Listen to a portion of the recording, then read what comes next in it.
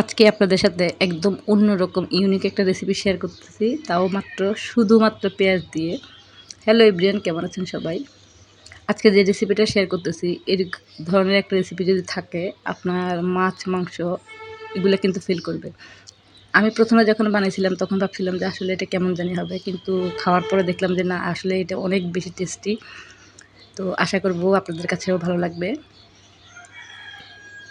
এই রেসিপিটা কিন্তু যদি ভালো লাগে, বাসায় কিন্তু একবার ট্রাই করতে পারেন।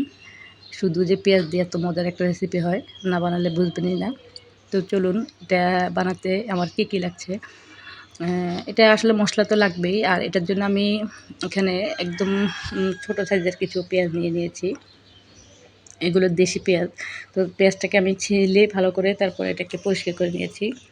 এরপর আমি পেঁয়াজটার পেছনের যে অংশটা থাকে সেটা আমি দেখুন এটাকে একটা ছুরি দিয়ে চারটা একটা কাটা দিয়ে দিয়েছি, 2 ভাগে এইভাবে একটা কাটা দিয়ে দিছি। যে অংশটা যে পেঁয়াজটাকে বাইন্ডিং করে রাখে ওই অংশটা কিন্তু কাটিনি আমি পেছনের অংশটা কেটেছি। তো আপনারা কিন্তু এইভাবে কেটে নেবেন এটা। এভাবে সবগুলো পেঁয়াজ আমি কেটে রেডি করে নিয়েছি। আর এখানে আমি নিয়েছি টমেটো সস এখানে আমি 4 চামচের মতো নিয়েছি, টেবিল চামচে। তার মধ্যে আমি 1 ফালি লেবুর রস দিয়ে দিলাম। আর নিয়েছি টক দই। এই টক দই এখানে হাফ কাপের মতো নিয়েছি, অত বেশি না।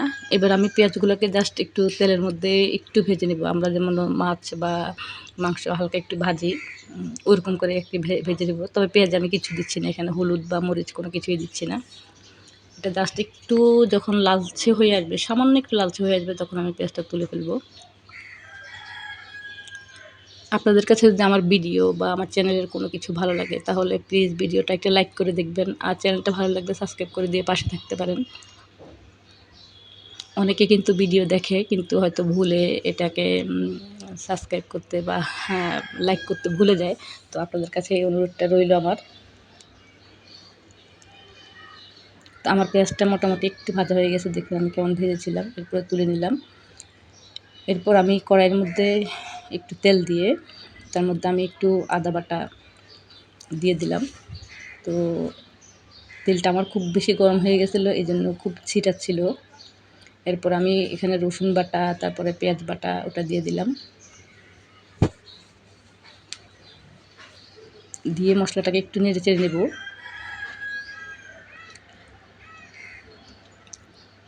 হলুদ পেঁয়াজের যে কাঁচা গন্ধটা আছে সেটা চলে যাওয়ার পরে আমি এটার মধ্যে বাকি মশলাটা অ্যাড করব।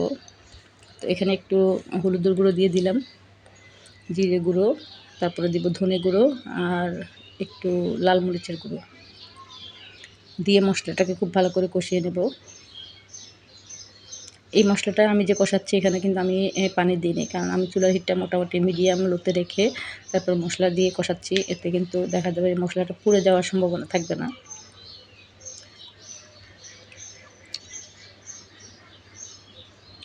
তো মশলাটা আমার মোটামুটি খুব ভালো করে যখন কষানো হয়ে গেছে, তার মধ্যে আমি দিয়ে দিলাম একটু সরিষা বাটা। এখানে সরিষা বাটা আমি 1 চা চামচের মতো দিয়েছি। আমি কিন্তু পরিমাণে খুব কম দিচ্ছি মশলা, যেহেতু আমার আসলে পেঁয়াজগুলো কম। আপনারা কিন্তু যত বেশি পেঁয়াজ দেবেন সে আন্দাজে করে নেবেন। এবার দিয়ে দিলাম টক দইটা, দিয়ে মশলাগুলোকে খুব ভালো করে কষিয়ে নেব।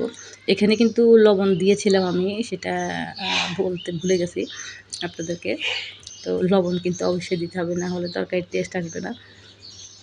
তো আমার মশলাটা খুব ভালো করে যখন কষানো হয়ে যাবে, তখন আমি এর মধ্যে সেই ভেজে রাখা পেঁয়াজগুলো দিয়ে দিলাম।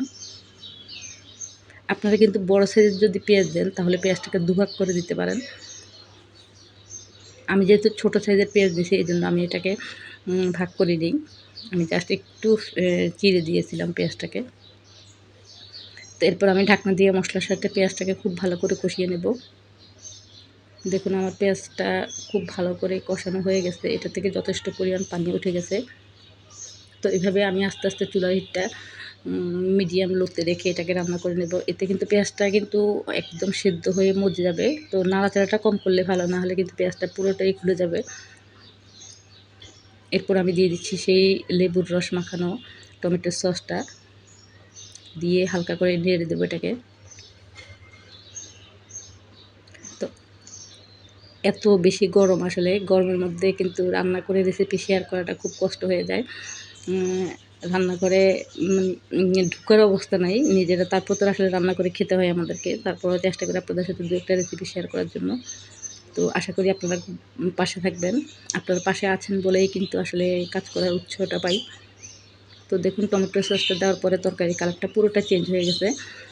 আ এখন এটা জাস্ট তেলটা যখন ছেড়ে আসবে তখন কিন্তু আমি এই তরকারিটা নামিয়ে ফেলবো। আমার এটা কিন্তু প্রায় হয়ে গেছে, তেলটাও ছেড়ে আসছে। তো আপনাদের কাছে যদি ভালো লাগে ইউনিক এই রেসিপিটা, আপনারা বাসায় ট্রাই করতে পারেন। এটা রুটি, পরোটা, পোলাও, ভাত যেকোনো কিছুর সাথে খেতে পারেন। তো আজকে এই পর্যন্তই। সবাই ভালো থাকবেন।